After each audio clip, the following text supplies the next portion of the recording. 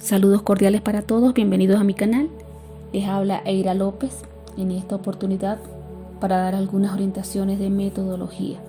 En este caso, o en esta ocasión, les voy a hablar sobre el marco teórico, cómo está conformado, su importancia y algunos aspectos a considerar. El marco teórico tiene como fin ampliar el horizonte de estudio investigado para que se centre en el hecho, situación o proceso a investigar. El marco teórico también identifica y sintetiza los hechos. También conduce al establecimiento de afirmaciones o conocer más sobre las variables, ¿no? Entonces, también el marco teórico nos permite, revisar o hacer un compendio de todas las teorías que van a justificar los estudios que se han hecho sobre el tema de investigación. En este caso, el marco teórico se estructura en varios aspectos. El primer aspecto sería los antecedentes de la investigación o los estudios previos para estudios cualitativos, las bases o fundamentos teóricos, las bases o fundamentos legales. Hay muchos estudios o muchas universidades que piden definición de términos. Yo lo aconsejo solamente si la temática no es muy conocida. Es importante aclarar ciertos términos. Y termina con la operacionalización de las variables. Entonces, ahora bien, vamos a empezar con los antecedentes de la investigación. Primero se debe identificar el tema de interés y con ello los objetivos del estudio. Para ello es importante hacer este arqueo bibliográfico, ¿no?, sobre los antecedentes. Yo particularmente aconsejo mínimo 4 antecedentes, mínimo, y que sean, por ejemplo, 2 de una variable y 2 de otra variable si el estudio tiene 2 variables. Entonces todo depende de la variable, yo aconsejo 2 como mínimo. Entonces los antecedentes consisten en un compendio de la síntesis de trabajos previos que se hayan brindado un tratamiento sobre el tema de estudio y puedan dar un contexto preliminar a la investigación. Estos pueden ser trabajos de investigación, trabajos de ascenso, ¿verdad? Es importante que estos trabajos de investigación y estos trabajos de ascenso estén en el mismo nivel o un nivel superior al que estoy realizando. Por ejemplo, si estamos realizando maestría, es importante que el estudio tenga esto, sea de maestría o sea de doctorado, o sea postdoctoral, que esté igual o encima de ello. Se debe evitar repetir aspectos que ya se encuentran suficientemente desarrollados o demostrados. No puedo colocar todo el tiempo lo mismo. Hay universidades que exigen que los primeros antecedentes sean internacionales, después a nivel nacional y después a nivel regional. Entonces eso depende de cada universidad. También es importante que en los antecedentes debe extraerse primero el apellido del autor de la tesis, deben colocarse el año en que se realiza la tesis. En esto tenemos que tener cuidado porque, por ejemplo, si estamos en un proceso de investigación de estudios desde el año 2020, prácticamente seguirá a presentar este trabajo de investigación. Si no se presenta en el año 20, se va a presentar en el año 2021. Entonces debe tener 5 años anteriores al estudio. Entonces, si es el 2021, lo recomendable es que sea a partir del 2016 el estudio. Esa es la recomendación. A partir del 2016 voy a revisar los estudios que sirvan a mi trabajo de investigación.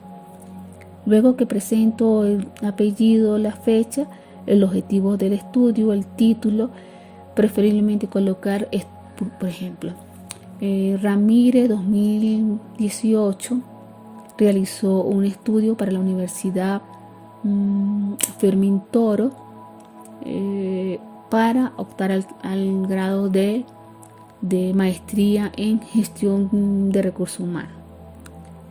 El estudio tenía como objetivo, entonces, por ejemplo, el objetivo, ¿verdad? También se debe plantear la metodología y es muy importante el resultado y las conclusiones. ¿Por qué? Porque después tengo que desarrollar un párrafo que diga cuáles son los aportes a mi estudio de investigación, ¿no? Entonces, por ejemplo, por eso que yo les decía, tiene que estar relacionado con las variables, porque de repente hizo un trabajo, ¿verdad?, sobre coaching, pero él lo realizó de repente para unas empresas y en cambio nosotros lo estamos realizando para una unidad educativa, o de repente lo hizo para otra institución pero con otro nivel, ¿no? Por ejemplo, a nivel de educación universitaria, nosotros lo estamos haciendo para el nivel de educación básica o para el nivel primario. Entonces, en ese aspecto, pues tengo que ver en qué se parece el estudio y también en qué se diferencia y cuál es el aporte que da hacia mi estudio. Por eso es importante que en los estudios que yo tome como antecedente, pues busque el resumen, porque el resumen es donde me va a decir todo respecto a la investigación que se tiene. Ok, siempre se presenta desde el más reciente hasta el más antiguo. Por ejemplo, si yo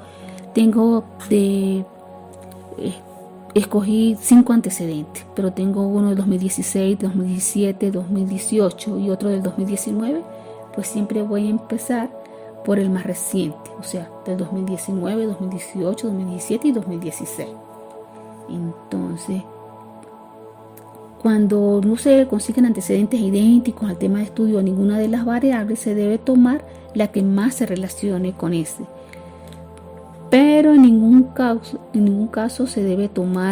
debe ser esa una causa para no estar buscando más antecedentes, porque siempre hay alguien que haya hecho un estudio anterior. Entonces, tendría que justificarlo y tendría que ver por qué tomó. Por ejemplo, si no se consigue estudio doctoral o de maestría en eso, puede tomarse, por ejemplo, artículos, ¿no?, de revista y por qué los tomó, ¿no?, explicando siempre la situación. Ok, entonces, en resumen, en los antecedentes se debe identificar el autor, se debe ver las teorías, los objetivos, el tipo de estudio que hizo, la población, se debe ver la técnica de información, se debe analizar los resultados y las conclusiones y se debe destacar la importancia del estudio para al que está realizando, el aporte que se lleva en sí. Ok, tenemos ahora la segunda parte del marco teórico, referencial o epistémico para algunos de acuerdo al estudio. Las bases teóricas constituyen el punto focal de la investigación en el sentido que proveen al investigador las herramientas teóricas para, por un lado, ver lo que sustenta las variables, ¿verdad? Y por otro lado, pues para contrastar estos resultados obtenidos con el que se desarrolla. Estos fundamentos teóricos también es importante en el tema tratado de la investigación. ¿Por qué? Porque se debe conceptualizar, interpretar los fundamentos teóricos con el tema, irlo relacionando, colocar las diferentes teorías. En este caso, el investigador puede fijar su posición. Coloco una teoría, me valgo de una cita, interpreto la cita y la relaciono con mi trabajo de investigación. No se trata de copiar y pegar y listo, hago el marco teórico de esa forma. No, se trata de contrastar el resultado, interpretarlo y relacionarlo con mi estudio. Entonces, la base teórica se encuentra presente en toda la investigación, deben ser argumentadas, explicitadas, de manera que se conceptualice, se describa, se explique el objeto y el evento de estudio con la necesidad del estudio. Entonces, por ejemplo, si yo estoy estudiando el coaching, entonces veo por ejemplo, el objetivo de los coaches, o veo la definición de coaching, entonces lo voy relacionando. Por ejemplo, el coaching se ha utilizado a nivel más empresarial. Sin embargo, a nivel educativo los vamos relacionando porque también es una estrategia gerencial que permite, se lo voy relacionando con el estudio. No se trata de copiar, pegar y ver igual como las ideas del autor y no irlo relacionando, porque recuerden que debo irlo relacionando e irlo dándole la importancia dentro de mi estudio. Ok, si estoy hablando de orientación familiar, entonces por eso es importante para el estudio que se brinde una orientación familiar adecuada, al igual que el contexto de estudio que se pretende, tal cosa. Entonces más o menos asomar la propuesta. ¿Okay? Entonces es importante tener todo eso. Después de los fundamentos teóricos es importante también los fundamentos legales. En este caso tenemos que orientarnos por la pirámide de Claes, que implica que yo voy a empezar con la Constitución. Entonces a nivel de la Constitución, porque es importante el estudio, por ejemplo, de participación de los padres en el proceso escolar. Después que me voy con la Constitución, me voy a las leyes orgánicas. En este caso, pues sería la ley orgánica de la LOE, ¿no? La ley orgánica de educación. Después que me voy con la ley orgánica de educación, depende de mi trabajo. Si yo es sobre orientación familiar, pues me voy a otra ley orgánica que sería la LOCNA. Entonces la ley orgánica de protección de niñas y adolescentes. Después si me voy a los reglamentos, entonces me puedo ir al reglamento del ejercicio de la profesión docente si estoy haciendo una propuesta para los docentes. Entonces entre sus funciones tenemos la corresponsabilidad y bueno, puedo indagar por ahí. De último, circulares si se quiere, o si estoy haciendo un estudio evaluativo, por ejemplo, la circular número tal que establece, por ejemplo, la participación de los padres en la 058, ¿no? Por decir algo, si estoy hablando de la participación de los padres. En este caso, pues debo orientarme, lo importante es que me oriente por la pirámide de Kelsen, ¿ok? En el aspecto de los aspectos legales. Okay. La otra parte de este marco teórico tenemos la definición de términos básicos si es necesario. Si yo estoy haciendo un estudio que utilizo unos términos, por ejemplo, casos de autismo, ¿no? Que no todo el mundo maneja estos términos de autismo, entonces tengo que explicar qué implica el autismo con hiperactividad, sin hiperactividad. Debo explicar algunos elementos a lo que me refiero sobre el autismo, ¿okay? Por ejemplo, qué es discapacidad, todo eso tengo que explicarlo, un estilo glosario, ¿okay? Glosario de términos básicos. Y por último tenemos la operacionalización de variables. Entonces, ¿qué es la operacionalización de variables? Este es el cuadro que refleja la interdependencia de todos los elementos de la investigación. Es decir, en la operacionalización voy a confrontar las dos variables. Recordemos que la variable es un elemento, como dice su nombre, varía. Es decir, que puede adquirir diferentes fases o estados. Existen diferentes tipos de variables, ¿verdad? Entonces, todo depende a cómo yo las divido y por qué autor las divido, ¿ok? Entonces, por ejemplo, hay autores que dicen que hay variables que se dividen, por ejemplo, Hernández y Batista dicen que se dividen por grados de medición, es decir, que hay variables cualitativas y cuantitativas. También él dice que depende de las funciones que realiza, en este caso que hay variables dependientes, intervinientes, independientes. También los mismos autores dicen que depende de la medición estadística, que si son nominales, ordinales o de intervalo. Entonces la variable dependiente, que es la que generalmente usamos en la OPEL, variable dependiente, independiente y a veces utilizamos interviniente. Entonces la variable dependiente es la que indica si el tratamiento o manipulación de la variable independiente tuvo algún efecto. Y la variable independiente es la que manipula, ¿ok? Va a manipular la variable dependiente para examinar un impacto dentro de ella. Por ejemplo, orientación educativa para manejo de conducta. Entonces tenemos orientación educativa y manejo de conducta.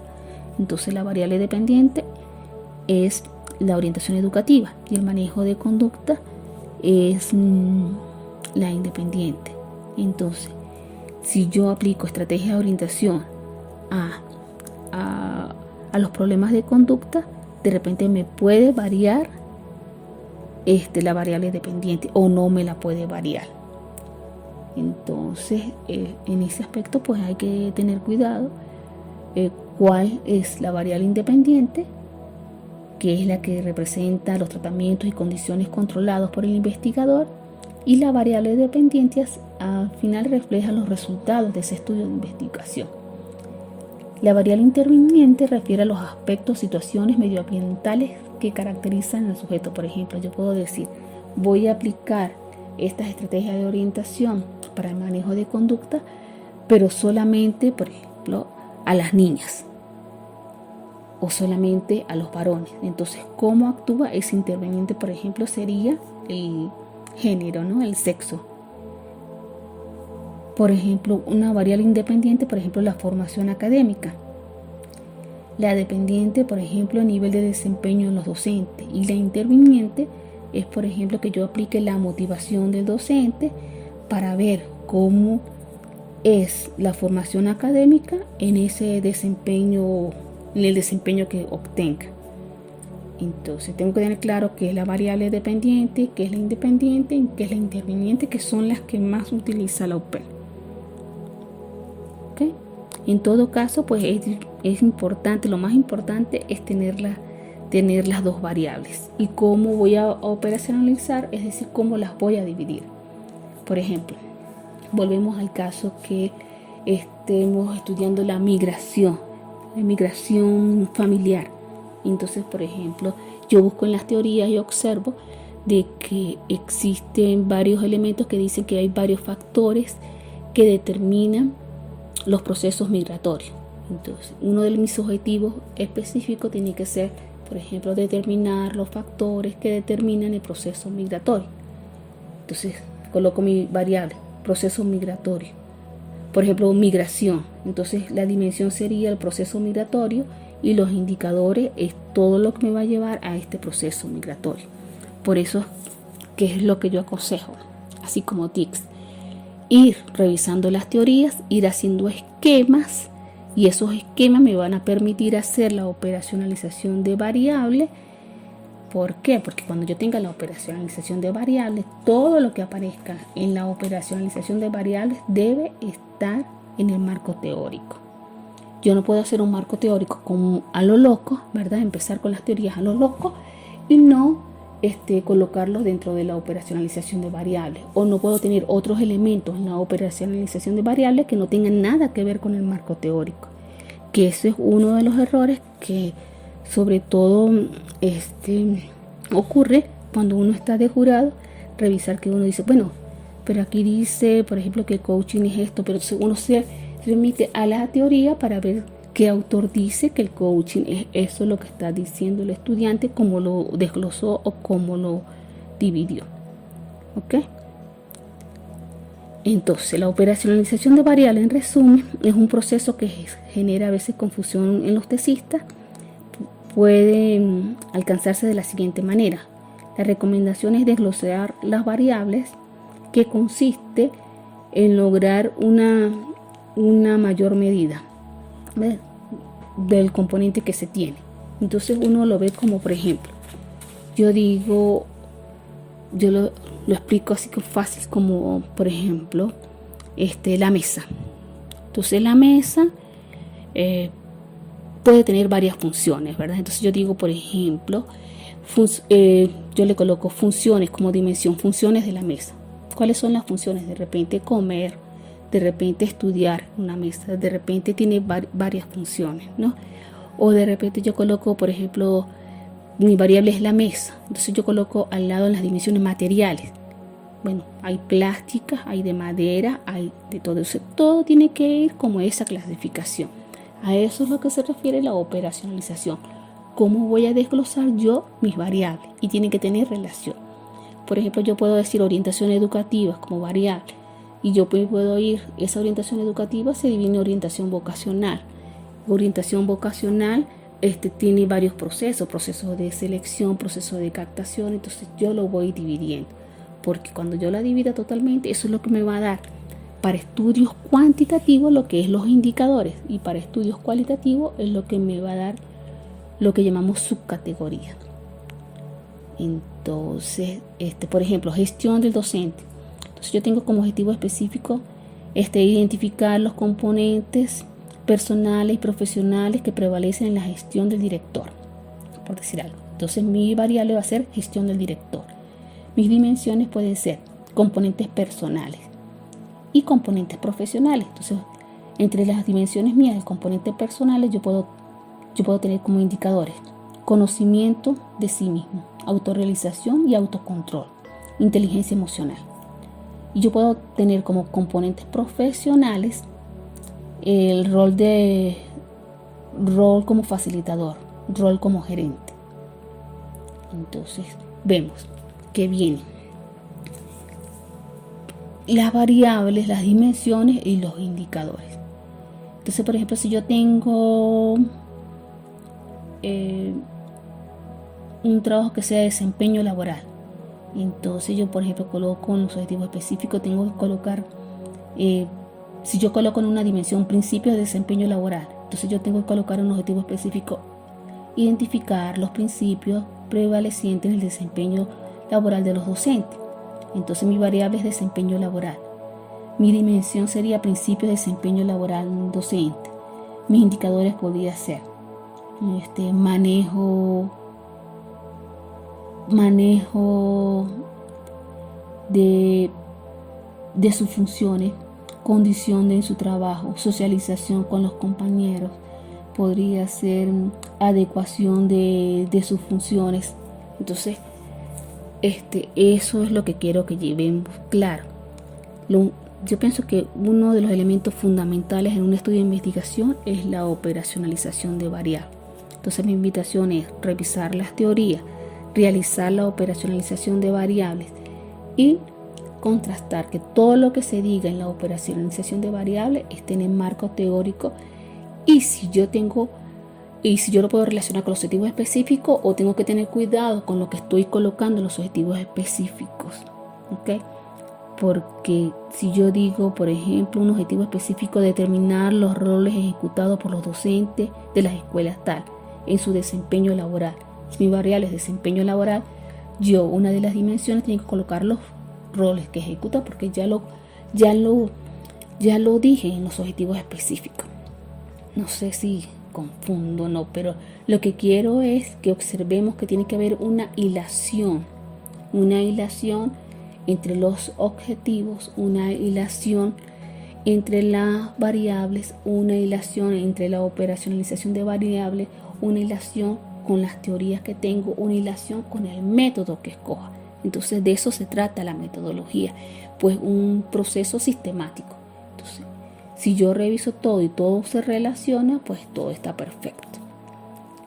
Bueno, espero que les haya servido mi explicación